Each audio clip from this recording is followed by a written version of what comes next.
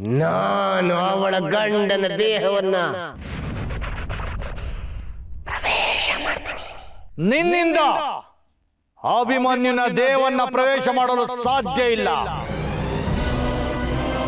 ಯಾಕೆ ಅಂದ್ರೆ ಅವನ ಮೇಲೆ ಗಜಪತಿಯ ಶ್ರೀರಕ್ಷೆ ಇದೆ.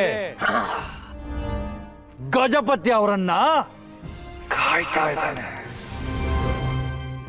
ಅವನ ಜೊತೆಯಲ್ಲಿ ಅವರು ಇರೋವರೆಗೂ ನೀನು ಅವನ ಪ್ರವೇಶ ಮಾಡೋದಿರ್ಲಿ, ಅವನನ್ನ ಮುಟ್ಟೋದಕ್ಕೂ ಸಾಧ್ಯವಿಲ್ಲ.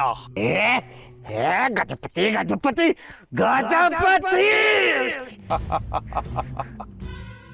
ಇದೇ ವಾಸ್ತವ.